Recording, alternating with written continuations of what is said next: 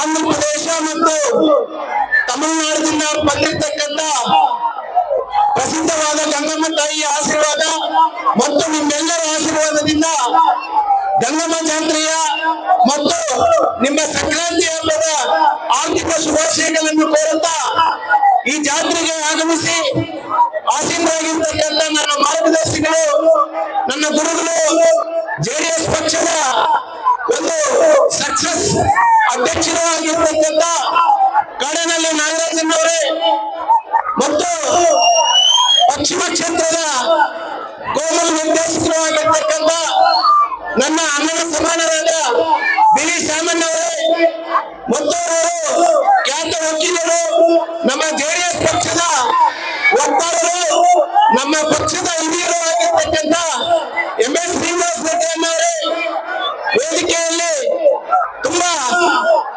ಜನ ಆಸೀನರಾಗಿದ್ದಾರೆ.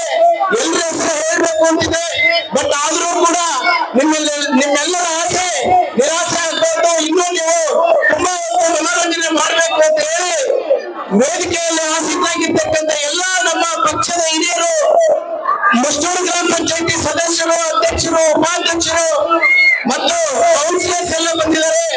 ಎಲ್ಲರಿಗೂ ಕೂಡ ನನ್ನ ನಮಸ್ಕಾರಗಳನ್ನು ಹೇಳುತ್ತಾ, ಮುಷ್ಟೂರಲ್ಲಿ ಯಾವತ್ತಿದ್ರು ಜಾಸ್ತಿ ಮಾತಾಡ್ಬೇಕು ಅಂತ ಬರ್ತೀನಿ, ಆದ್ರೂ ಕೂಡ ನಿಮ್ಮನ್ನೆಲ್ಲ ನೋಡಿ ಏನ್ ಮಾತಾಡ್ಬೇಕು ಅಂತ ಅರ್ಥ ಆಗಲ್ಲ.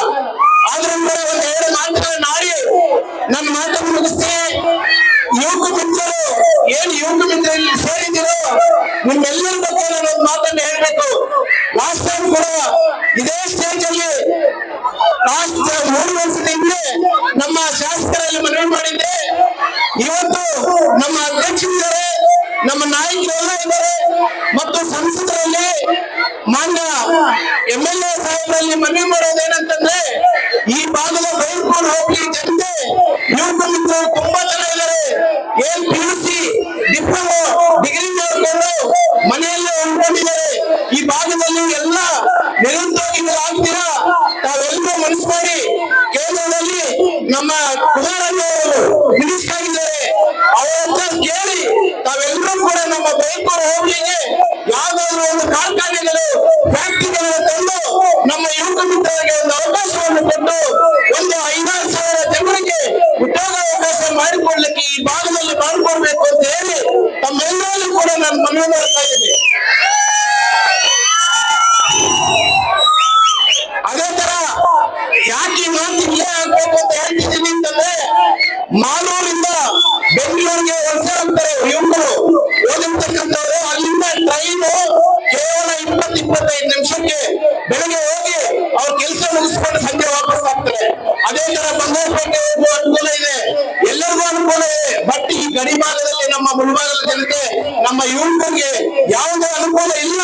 ದಯವಿಟ್ಟು ತಾವೆಲ್ಲರೂ ಕೂಡ ನಮ್ಮ ಯೂಟ್ಯೂಬ್ ಚಾನೆಲ್ ಮುಖಾಂತರ ನಿಮ್ಮೆಲ್ಲರಿಗೂ ನಾನು ಮನವಿ ಮಾಡ್ತಾ, ಮತ್ತೆ ಇವತ್ತು ನಾವು ಮುಷ್ಟೂರು ಗ್ರಾಮ ಪಂಚಾಯತಿ ಸದಸ್ಯರು, ಅಧ್ಯಕ್ಷರು ಕೂಡ ನಮ್ಮ ನಾಗರಾಜನವರಿಗೆ ಉತ್ಪೂರ್ವಕ ಅಭಿನಂದನೆಗಳನ್ನು ಸಲ್ಲಿಸಬೇಕಾಗ್ತದೆ.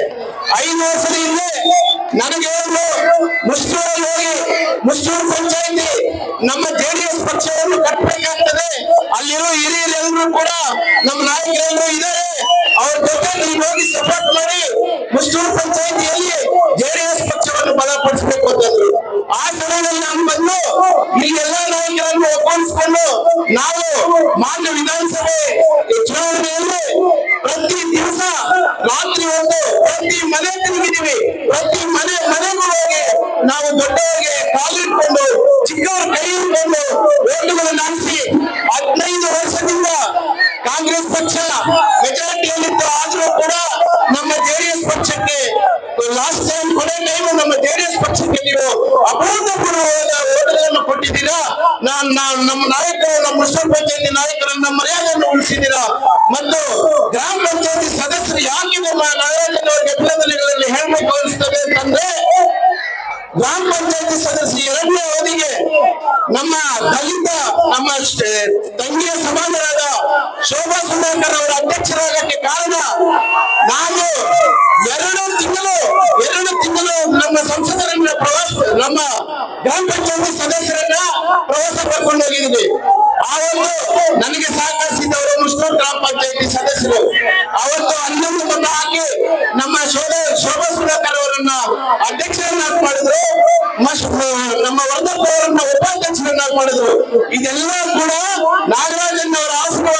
ನಾನು ಬಂದು ಇಲ್ಲಿ ನಾನು ನೆರೆದು ನಿಮ್ಮೆಲ್ಲರ ಸಹಕಾರ ಪಡೆದು ನಾನು ಮುಸ್ನೂರು ಪಂಚಾಯತಿಯನ್ನು 15 ವರ್ಷದ ನಂತರ ನಮ್ಮ ಜೆಡಿಎಸ್ ಪಕ್ಷ ಅಧಿಕಾರಕ್ಕೆ ಬಂತು.